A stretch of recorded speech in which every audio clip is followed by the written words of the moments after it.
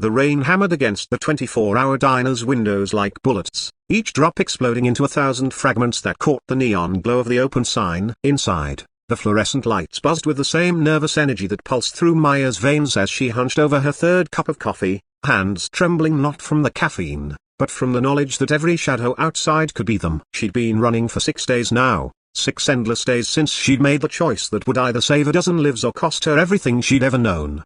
The bell above the door chimed, and Maya's entire body went rigid. She didn't look up from her coffee, couldn't risk making eye contact, but she heard the heavy footsteps crossing the checkered linoleum floor. When the stranger slid into the booth across from her without invitation, she finally raised her eyes. He was younger than she'd expected, maybe early 30s, with kind eyes behind wire-rimmed glasses and the sort of gentle smile that belonged in a children's library rather than a roadside diner at 2 in the morning.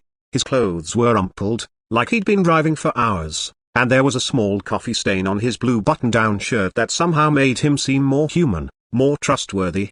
"Are you okay?"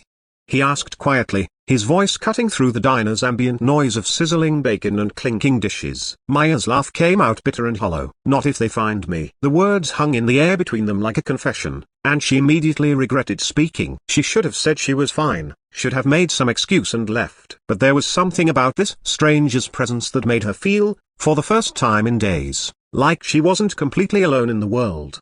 "I'm David," he said, extending a hand across the formica table. "And whoever they are, they're not here right now. So for this moment, you're safe." Maya stared at his outstretched hand. When was the last time someone had offered her such a simple gesture of human connection? She reached out hesitantly and shook it, surprised by the warmth of his skin. "Maya," she whispered. "Nice to meet you, Maya. Mind if I buy you some real food? That coffee's probably eating a hole in your stomach by now." She wanted to refuse, wanted to maintain the walls she'd built around herself, but her stomach growled loudly enough that even David heard it. He flagged down Dolores, the night shift waitress who'd been refilling Maya's coffee without judgment for the past 4 hours. "2 of whatever's good tonight, Dolores," David said with the easy familiarity of someone who'd stopped here before. "Meatloaf and mashed potatoes it is, hun," Dolores replied, her voice carrying the weary kindness of someone who'd seen every type of late-night customer walk through those doors.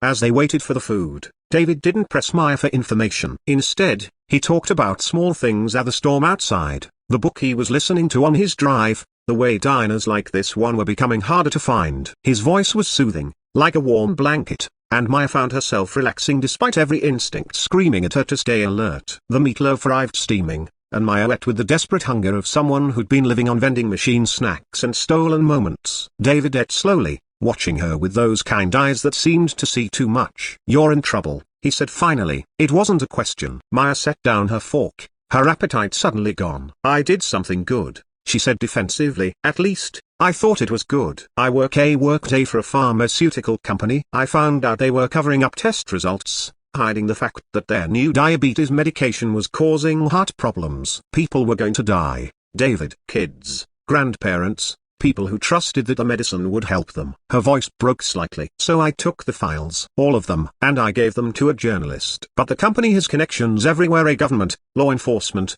you name it. They're calling me a corporate spy, a terrorist, someone who stole trade secrets to sell to competitors. They've frozen my bank accounts, put out some kind of alert. I can't even use my real name to buy a bus ticket." David was quiet for a long moment, processing her story. When he spoke, his voice was steady. "How many people would have died if you'd stayed quiet? The leaked documents I saw suggested maybe dozens in the initial rollout. Hundreds more as the medication went to market." Maya wiped her eyes with a paper napkin. "I keep telling myself I did the right thing, but now I'm sitting in a diner in the middle of nowhere, afraid to go home, afraid to call my sister, afraid to sleep in the same place 2 nights running."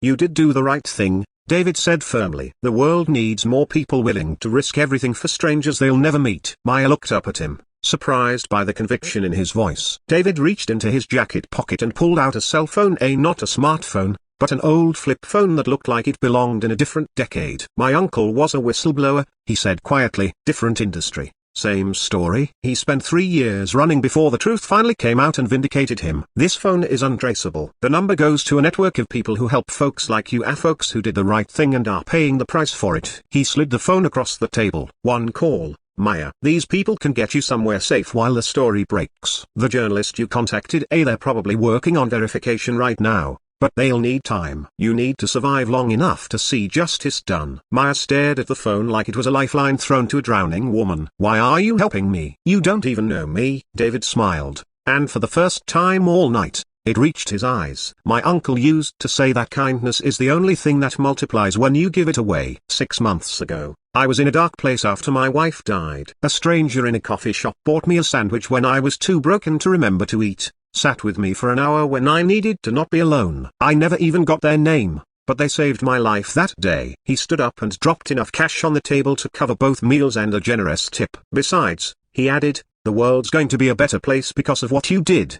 The least I can do is help you stick around to see it. Maya picked up the phone with trembling fingers. Through the diner's rain-streaked window, she could see David walking to his car, collar turned up against the storm. He didn't look back, didn't wait for thanks, just disappeared into the night like some kind of guardian angel in a coffee-stained shirt.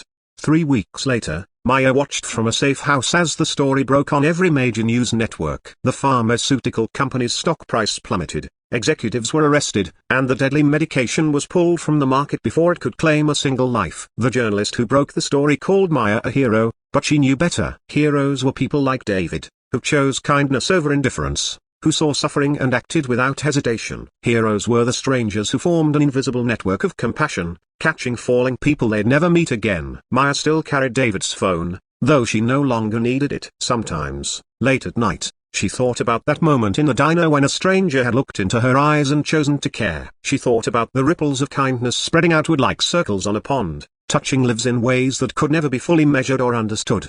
And she waited for her own chance to pass that kindness forward, to be someone's guardian angel in a storm.